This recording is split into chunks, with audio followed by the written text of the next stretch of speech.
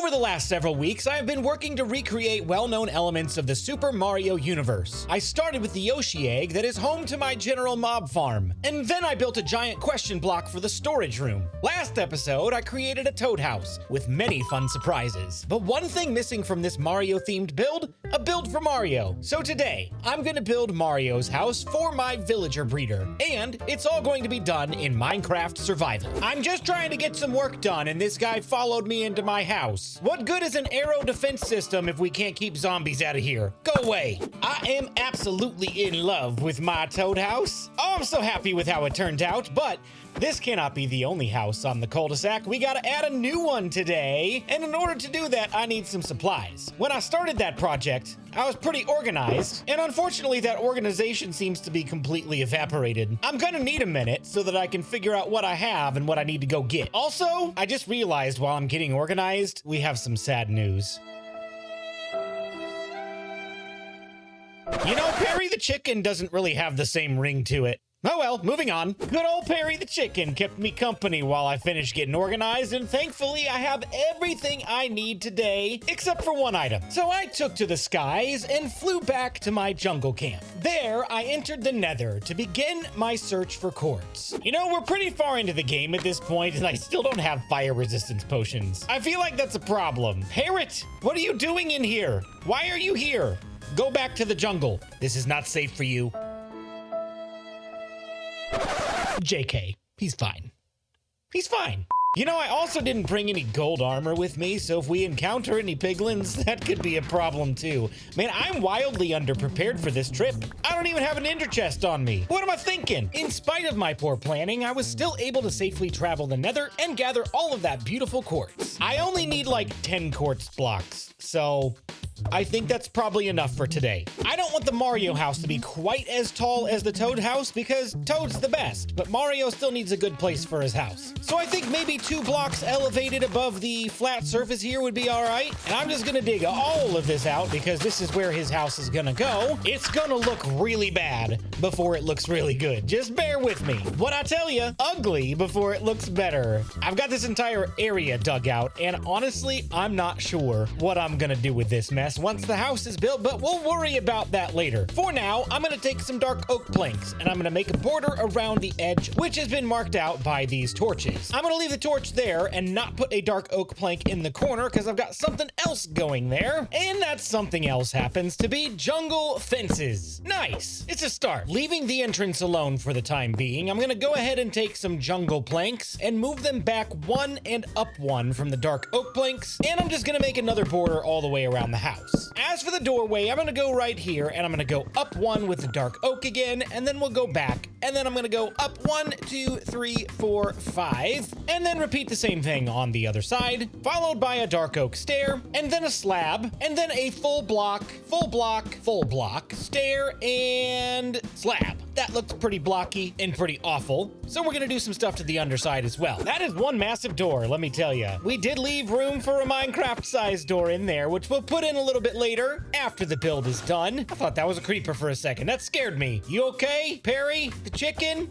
You good? As for the walls, I'm going to build them out of yellow concrete, which means we're going to build a bunch of massive pillars to the sky to harden all of this concrete. And you're probably thinking, BluJay, why don't you just put it in place and then harden it, and then you don't have to mine it twice? That would be a good thought if gravity weren't a thing. I wasn't ready to do that yet, but that's fine. I've got some really cool weird angles planned for this build, so kind of need to harden the concrete first. But I like the way you're thinking. You're thinking ahead, guys. And speaking of thinking ahead, you've probably already thought of this, but make sure to hit that like button, comment, subscribe, all the things. It's been a few episodes since we did a like challenge, so maybe we're gonna have to do one of those again here soon. Let me know if that's something you want in the comments. Actually, before I build the walls, I'm gonna put in a quick rough floor because some of these walls are gonna sit on the edge of the planks, but I'm not gonna do anything too crazy because some of this is gonna get ripped back out. I just don't know which part yet. I'm gonna start off the walls by going to the very corner of the build and going in diagonally 1 block. And then I'm gonna go up 3 and then over 1,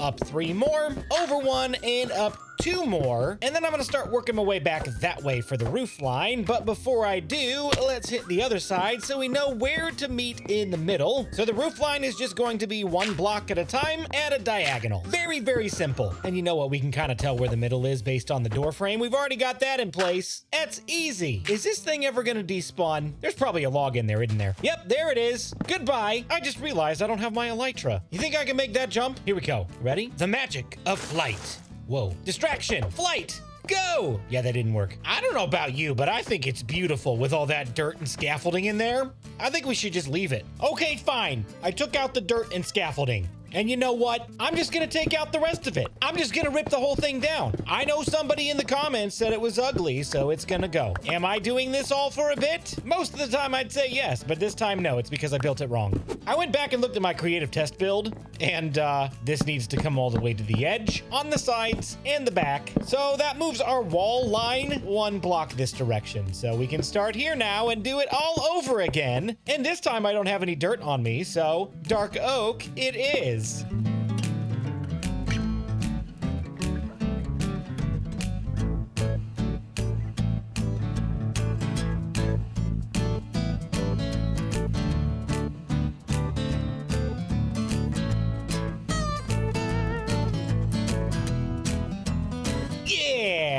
Looking pretty good so far. I've even started a little bit of the detailing process. Got a window on each side of the house, but I'm gonna take a break from that for just a moment to go ahead and put the roof on. This is going to be similar to a typical roof line with a little bit of a twist. I'm gonna walk this all the way up to the peak, going up 1 block at a time, and as I start to fill the roof in, we're going to do a little something with the shape. The first 2 rows come all the way across, and then I'm gonna start making a little bit of a circular shape. So 4 blocks here, 4 blocks here, and then I'll just extend this to right here, and then we'll do 3 blocks, 3 blocks, and extend this just like that. And then I'm gonna keep these as 2 blocks for 1, 2, and 3 layers. And then I'm gonna go ahead and place this here, and then here, and mirror it on the other side, and then connect this all the way across, and connect the peak all the way across as well. Then I'll fill in the rest of this space by recessing the blocks back by 1, and I think this makes a really cool effect. Yep. I love it. Let's do it on the other side. Just a couple more details I want to add to it before the house itself is done. I thought it would be cool to add a couple of flower boxes. So 3 pieces of dirt, some trapdoors, and some flowers. Oh yes. 1 more over here. That's perfect. Now there's 1 more thing I need on the front of the house, aside from maybe finishing up the door, and that's why we risked our lives today to get into the nether to get some quartz. And I'm gonna go 1 above the door frame right here with some red concrete and go 3 across, 1 here, 1 here, 3 up, 1 here, 1 here, 3 up, connect that up, and then 3 across. Right smack dab in the middle of this circle is going to be a Mario logo, which is just the letter M, which is actually one of the easiest letters. Oh no. Surfer, are you gonna crash? Well, he's not frozen. I think it's okay. False alarm. All I gotta do is take some smooth quartz in a little bit of a shape like that, and then a stair, and then a stair. And there we go. Now we know that's Mario's house. No spiders allowed. Now that the Mario logo and the flower boxes are finished, there's 1 thing left to do. I need an actual door on here, and it blends in very nicely with that. And then above the door to the diagonal left, I'm gonna put a stone brick wall. And if we back off really far away, it kind of looks like a doorknob. I love it. It's such a weird detail, but it looks really cool. So this would be like the massive door, even though we're going in a Minecraft door. If you don't look at it too closely, you can kind of see what I'm talking about. And now it's dark. We need to worry about some lighting, which honestly, I didn't worry too much about on the Toad house. Maybe I should do that at some point. I'm just gonna take a couple of lanterns and sprinkle them in here and there. And of course, we want to be able to see the Mario logo at night. So, lantern, lantern. I think that's pretty good. Honestly, I'm really happy with how this thing turned out. And hey, now that the house is done and the sun is gone, let's go looking for some zombie villagers to put inside the house. Zombie? Regular zombie. Boring. Skeleton. Why did you come out at night? You're supposed to be afraid of the dark. No! Whoa! That was close, buddy. calm yourself down. If you've played Minecraft long enough, you've probably heard the unspoken rule that whenever you're looking for something, you're never gonna find it. And it's only when you're not really looking for it, it will appear. Where are my zombie villagers? The sun's coming up, and I still haven't found a single one. This might take a few days. 3 Minecraft days later, we got 2 friends in a boat. Now I'm gonna leave them there until the sun goes down again. Then we're going home, friends. And just so you don't despawn on me, your name is Player 1, and your name is... Ow. No, it's not Ow. Player 2. Player 1 and Player 2. After much struggle, I finally got the villagers over here and cured, and they are now in their permanent home within their permanent home. I know it's tight quarters in there, guys, but you're good sports. You're gonna make great use of this space. If you have never built a villager breeder before, let me explain to you how this works. These 2 villagers are suspended in the air, sitting on top of 2 iron bars side by side. If I were to toss these guys bread, nothing is gonna happen. I set up 2 beds that each of them can link to, and 2 workstations that each of them can link to as well. I made sure to destroy any other workstations in the area, such as the smokers in there and this barrel, because they give professions to villagers as well. And I didn't really want them linking up with those workstations. We wanted them to be on the composters, which makes them farmers. Even now that a village is established, nothing can happen just yet. You are allowed 1 villager per bed. So since we have 2 beds, we can have 2 villagers in this village, and it is capped. If I were to add a 3rd bed, that would allow for 1 baby villager to spawn. And I don't think they're gonna do anything just yet, because I'm gonna have to feed them. So that we're not constantly waiting on baby villagers to spawn, I'm gonna go ahead and put 8 more beds in this space. Actually, no, I think I have 10. I don't know, I lost track. That's 3, 6, 9, and 10 beds. 10 baby villagers possible in this village. And so now I'm gonna go ahead and toss some bread and hope they pick it up. Yes, I think he did. Did you pick that up? Pick it up.